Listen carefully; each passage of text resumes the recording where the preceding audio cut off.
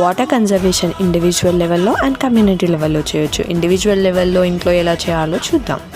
ట్యాప్స్ని కంప్లీట్గా ఆఫ్ చేయడం, లూజ్ ట్యాప్స్ని రీప్లేస్ చేయడం. వాషింగ్ మెషిన్ ఆర్ డిష్ వాషర్స్ని ఫుల్ లోడ్లో అంటే కంప్లీట్గా ఫిల్ అయ్యాక 2-3 పేర్స్కి కాకుండా మొత్తం నిండిపోయాక వాడడం.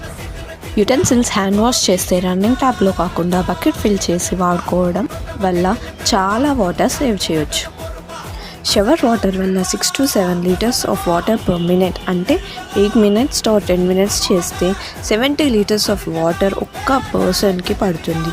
అలా కాకుండా బకెట్తో వాటర్ యూస్ చేస్తే మీరు వాటర్ వేస్టేజ్ని 6 to 7 times తగ్గించవచ్చు. క్లోత్స్ వాష్ చేసిన water, floor cleaning water, kitchen utensils wash చేసిన వాటర్ గార్డెన్కి మరలించడం వల్ల వాటర్ రీయూసేజ్ అవుతుంది. బాత్రూమ్ వాటర్, వేస్ట్ వాటర్ని ఇంకుడు గుంతలకి డైవర్ట్ చేయడం వలన గ్రౌండ్ వాటర్ టేబుల్ రీఛార్జ్ జరుగుతుంది. ఇంట్లో ట్యాప్ కనెక్షన్స్కి ఆ ట్యాప్ తీసేసి పైప్ పెట్టుకుంటారు, వాల్ పెట్టరు, వాటర్ వేస్టేజ్ జరుగుతుంది.